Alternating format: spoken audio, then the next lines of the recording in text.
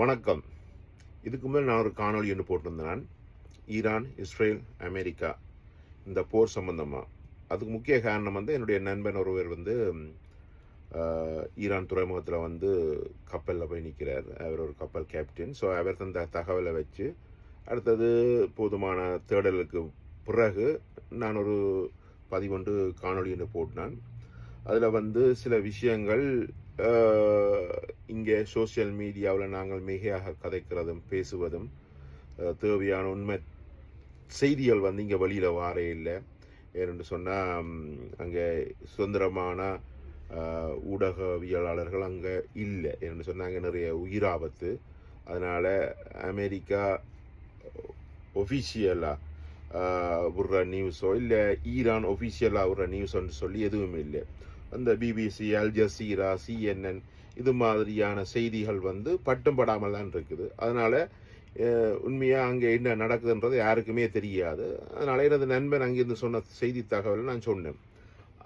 அதை வச்சு பார்த்துட்டு கொஞ்சம் இஸ்லாமிய சகோதரர்கள் நான் ஏதோ அமெரிக்கா இஸ்ரேலுக்கு ஆதரவாக பேசுகிறதாகவும் ஈரான் அழிய போகிறதாகவும் அப்படி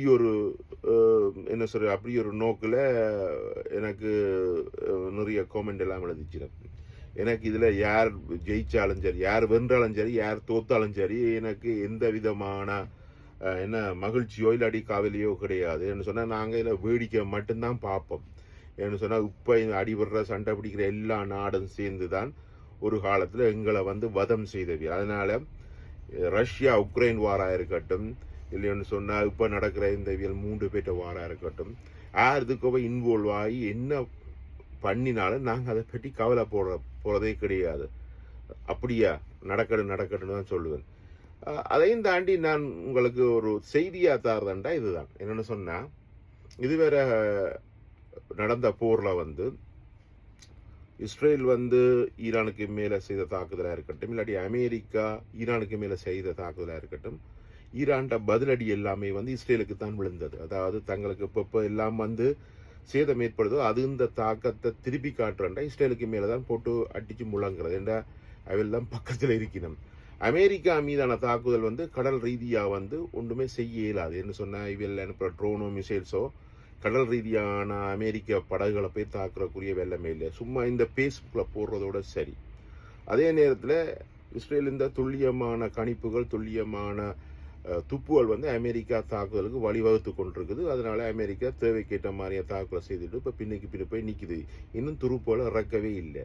இடையில இப்போ ஒரு சின்னதாக ஒரு பேச்சுவார்த்தை ஒன்று செய்து பார்த்துருக்கணும், ஏதாவது செய்யலாமாண்டா. அப்போ ஈரான் பக்கத்துலேருந்து எந்த விதமான அனுகூலமான எந்த தகவலும் இல்லை. அதாவது தாங்கள் போர் அவியலாக விட்டுட்டு போனால் தவிர தாங்க நிப்பாட்ட போகிறது இல்லைன்னு ஈரான் அறிவிச்சிட்டு.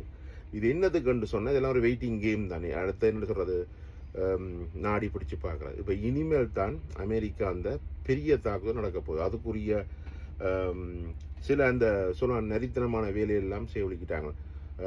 பிரிட்டன் அறிவிச்சிருக்கு தாங்கள் இதுக்கு எந்த விதமான ஆதரவும் இல்லைன்னு சொல்லி ஒஃபிஷியலாக அறிவிச்சிருக்கிறாங்க.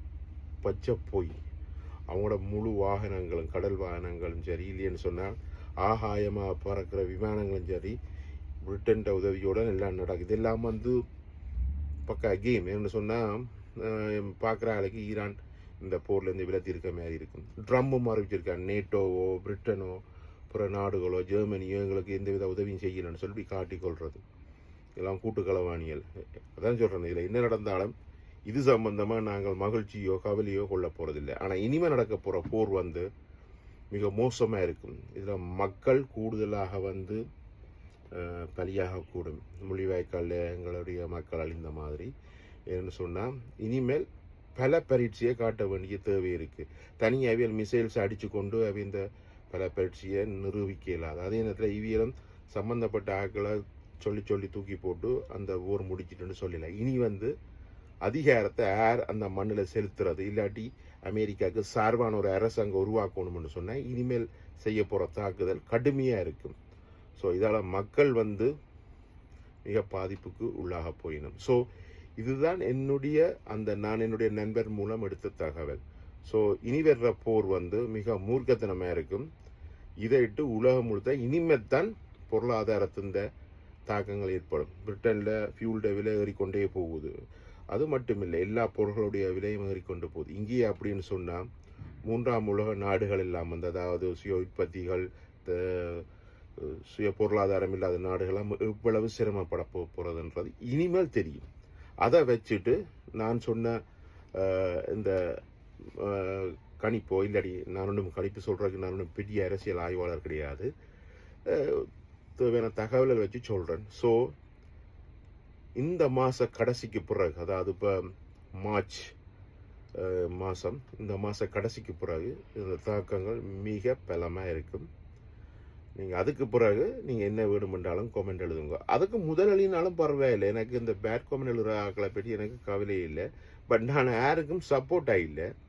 இதால் என்ன நடக்க போகணும்னு சொன்னால், அமெரிக்கா முழு பலத்தையும் காட்ட வழி கிடைக்க, அதை தாங்குகிற சக்தி இது ஈரானுக்கு இப்போ இருந்தாலும் தொடர்ந்து தாங்க முடியாது. என்ன சொன்னால், ஈரான் ஒரு பலம் ரகசியமாக இயங்குகின்ற ஆயுத தொழிற்சாலை தான். அது இப்போ அதை கண்டுபிடிச்சு அடிக்கிறாங்களோ அண்டையிலிருந்து இறங்கு முகமாமன்றது தான் நிதர்சனமான உண்மை. அது நடக்காதுன்றது இந்த மாதத்துக்கு கடைசிக்கு பிறகு தான் தெரியும். நன்றி, வணக்கம்.